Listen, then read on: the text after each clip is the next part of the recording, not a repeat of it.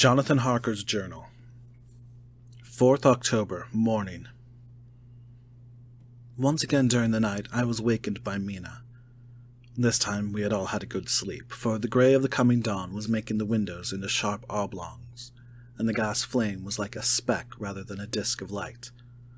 She said to me hurriedly, "Go, call the professor.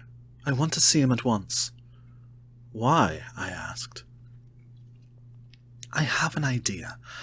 I suppose it must have come in the night and matured without my knowing it. He must hypnotize me before the dawn, and then I should be able to speak. Go, quick, dearest, the time is getting close." I went to the door. Dr. Seward was resting on the mattress, and seeing me, he sprang to his feet. "Is anything wrong?" he asked in alarm.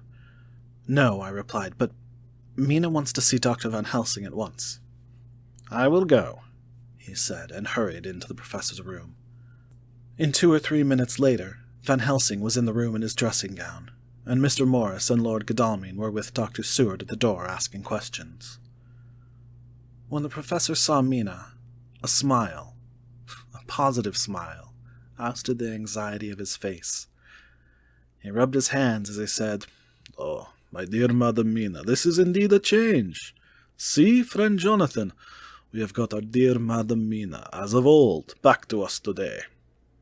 Then, turning to her, he said cheerfully, "And what am I do for you? For at this hour you do not want me for nothings." "I want you to hypnotize me," she said. "Do it before the dawn, for I feel that then I can speak, and speak freely. Be quick, for the time is short." Without a word, he motioned her to sit up in bed. Looking fixedly at her, he commenced to make passes in front of her, from over the top of her head downward, with each hand in turn. Mina gazed at him fixedly for a few minutes, during which my own heart beat like a trip hammer, for I felt that some crisis was at hand.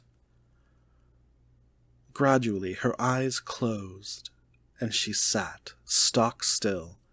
Only by the gentle heaving of her bosom could one know that she was alive. The professor made a few more passes and then stopped, and I could see that his forehead was covered with great beads of perspiration. Mina opened her eyes, but she did not seem the same woman.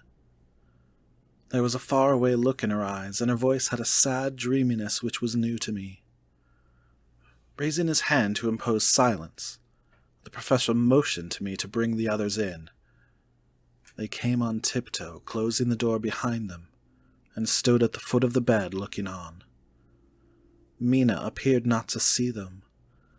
The stillness was broken by Van Helsing's voice speaking in a low, level tone which would not break the current of her thoughts. "Who are you?" The answer came in a neutral way. "I do not know. Sleep has no place it can call its own." For several minutes there was silence.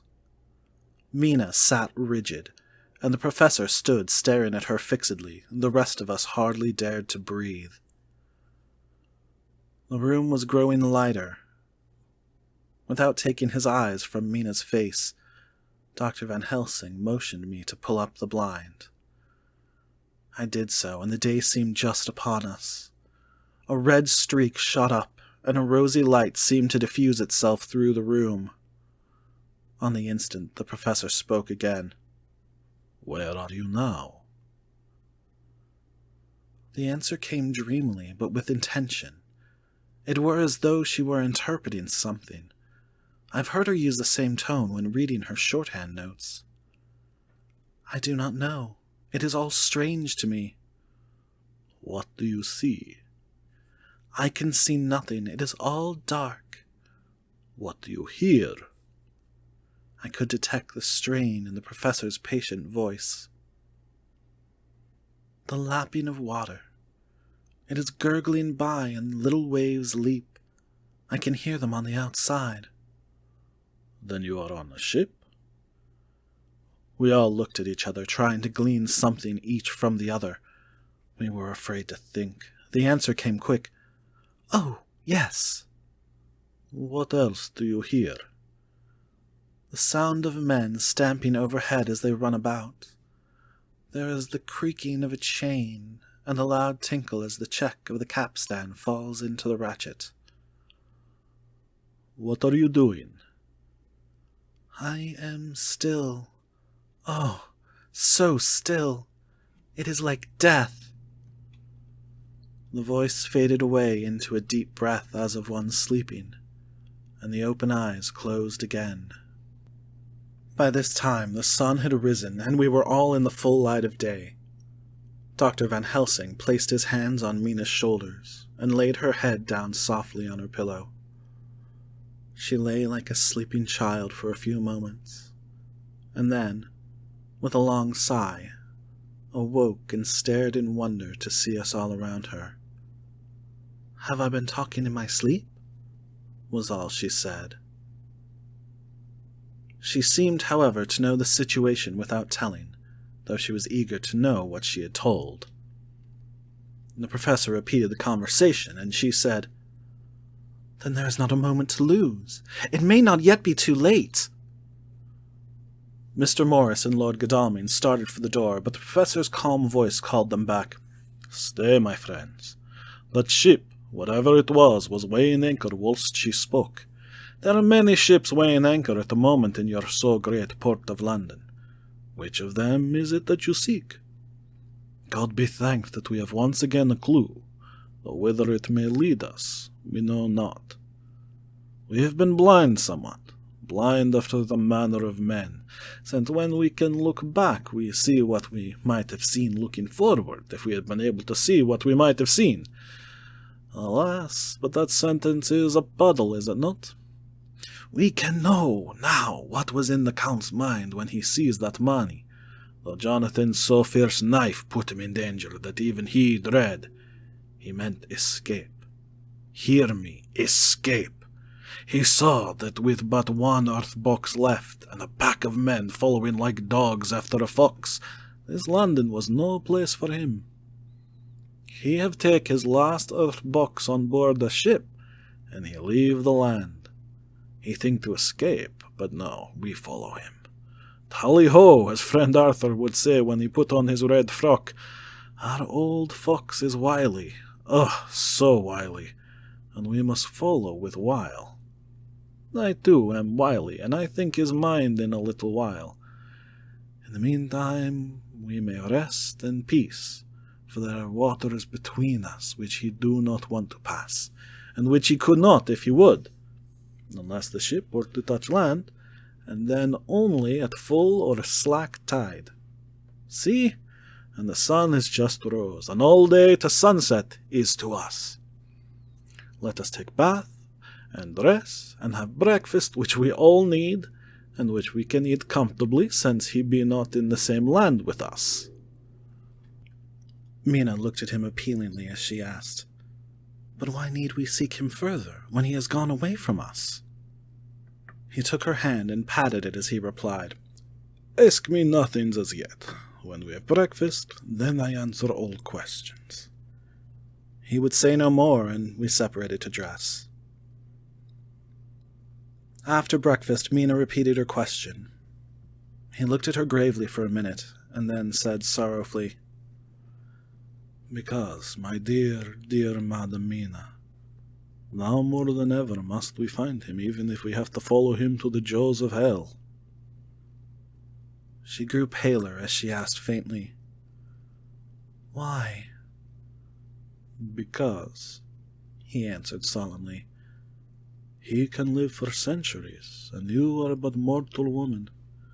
Time is now to be dreaded, since once he put that mark upon your throat."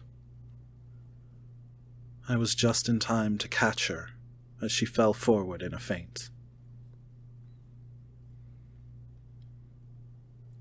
Dr. Seward's phonograph diary, spoken by Van Helsing. This to Jonathan Harker.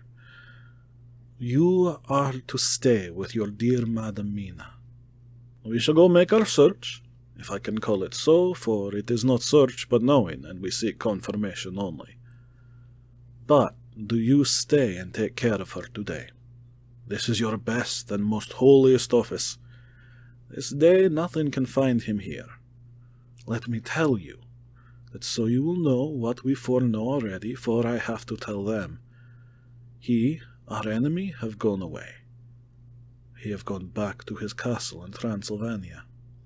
I know it so well, as if a great hand of fire wrote it on the wall. He have prepared for this in some way, and at last our box was ready to ship somewheres.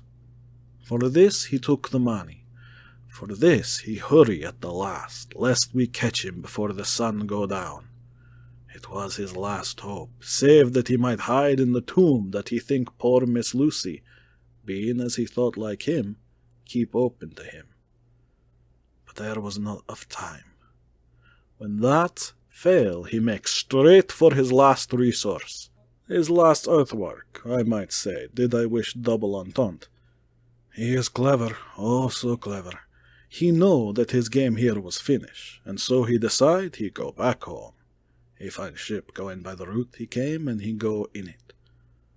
We go off now to find what ship, and whither bound, and when we have discovered that, we come back and tell you all.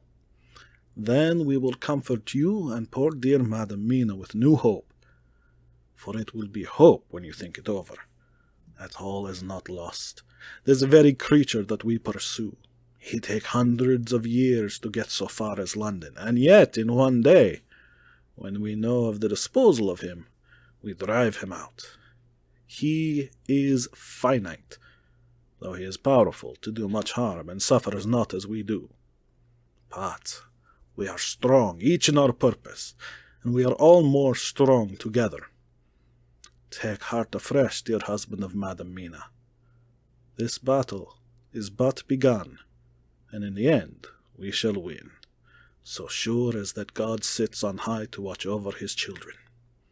Therefore, be of much comfort till we return.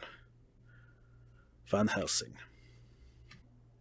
Jonathan Harker's Journal, 4th October. When I read to Mina Van Helsing's message in the phonograph, the poor girl brightened up considerably. Already the certainty that the Count is out of the country has given her comfort, and comfort is strength to her. For my own part, now that his horrible danger is not face to face with us, it seems almost impossible to believe in it. Even my own terrible experiences in Castle Dracula seem like a long-forgotten dream. Here in the crisp autumn air and the bright sunlight, alas, how can I disbelieve? In the midst of my thought, my eye fell on the red scar on my poor darling's white forehead. Whilst that lasts, there can be no disbelief. And afterwards, the very memory of it will keep faith crystal clear. Mina and I fear to be idle, so we have been over all the diaries again and again. Somehow, although the reality seems greater each time, the pain and the fear seem less. There is something of a guiding purpose manifest throughout, which is comforting. Mina says that perhaps we are the instruments of ultimate good. It may be. I shall try to think as she does. We have never spoken to each other yet of the future. It is better to wait till we see the professor and the others after their investigations. The day is running by more quickly than I ever thought a day could run for me again. It is now 3 o'clock.